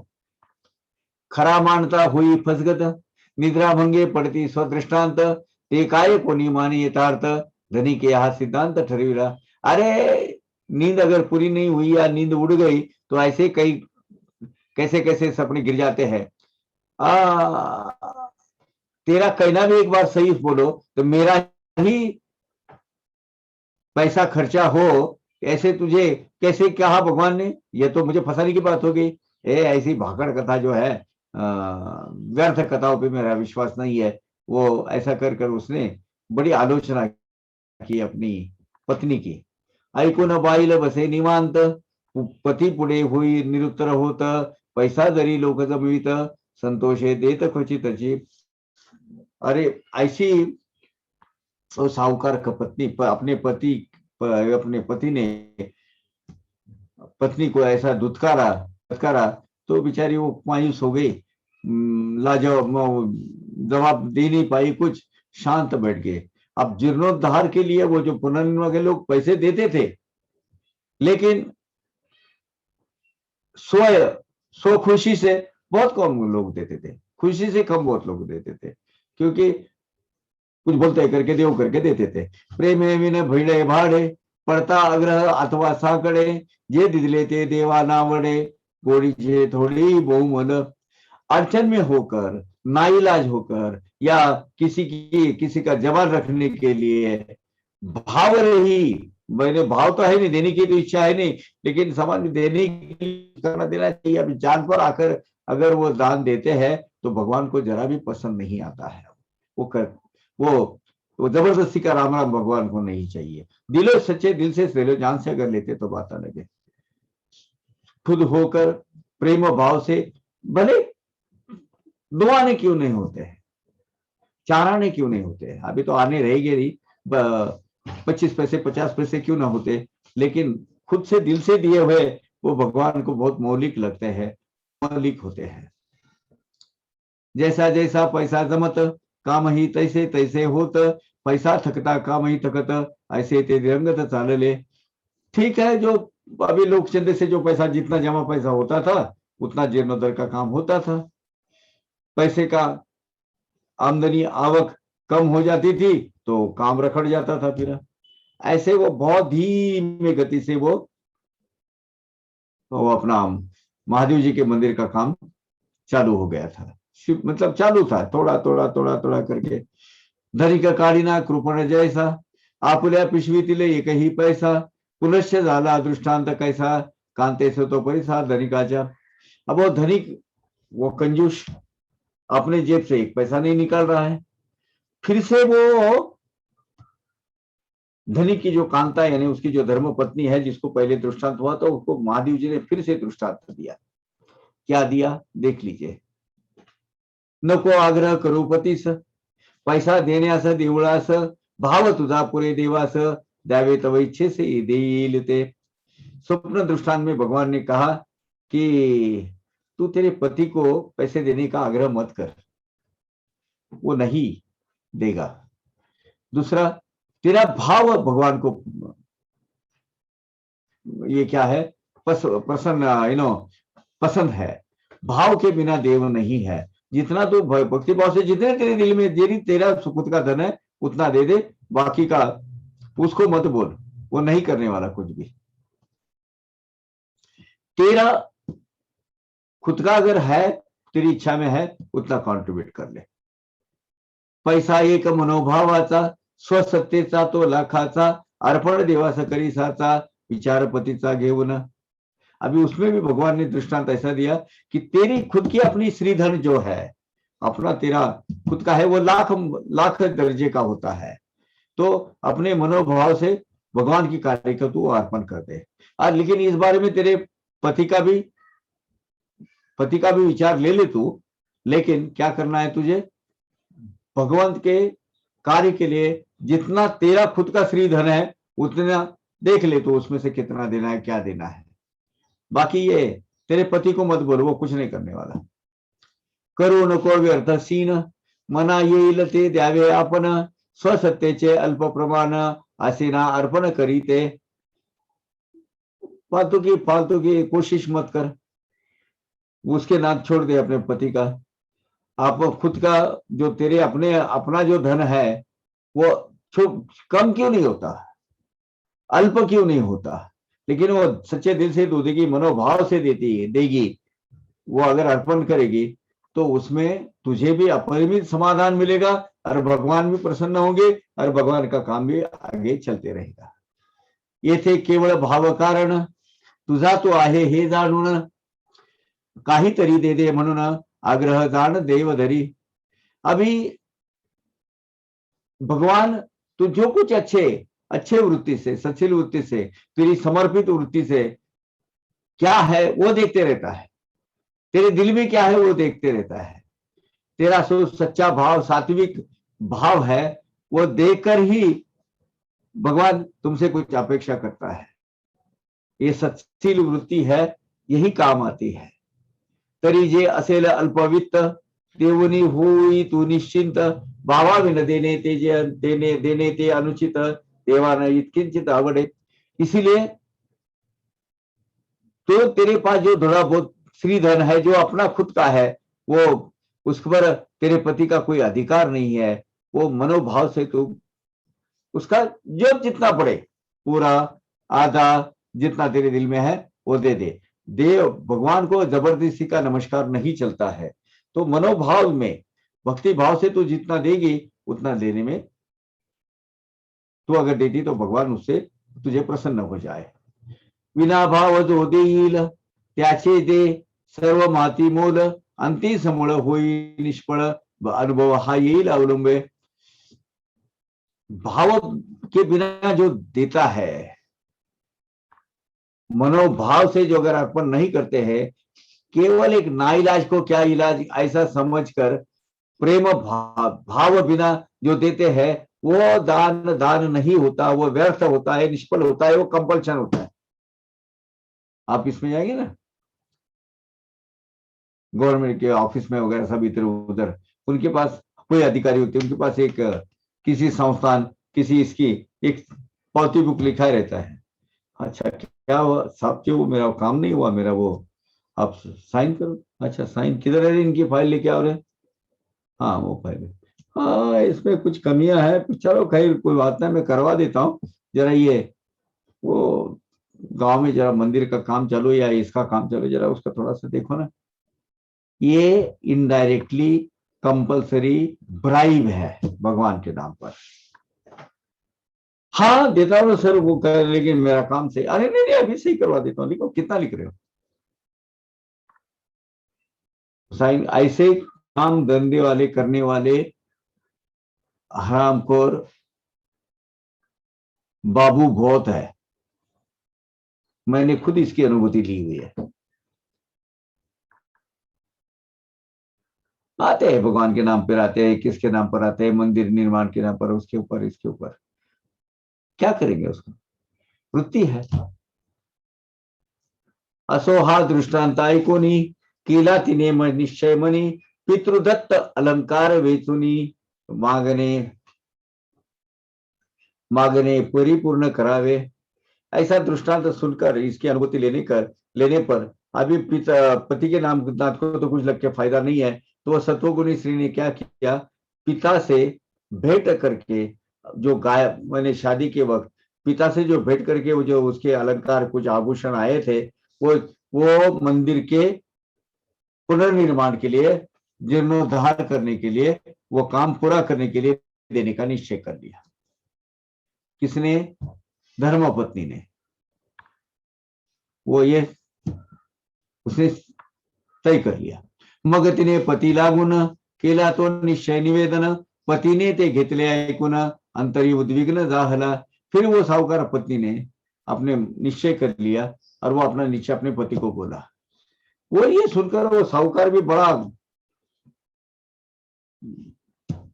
गुस्से में पड़ गया, लेकिन कुछ बोल नहीं सकता था, वो उसका है।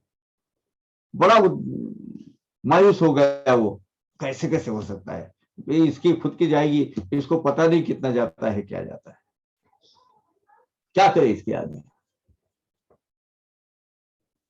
अभी तो अपने खुद का जो गहने हैं, आभूषण है, जो उसके पिताजी ने उसको दिए थे, वो अपना खुद का श्रीधन है, वो देने के लिए निकली है। किस काम के लिए? मंदिर के लिए। क्या पागल हो गई है? इस तरीके से वो सोच रहा है। यहां आज हम खत्म करते हैं, मुझे 15 मिनट जल्दी जाना है आज, तो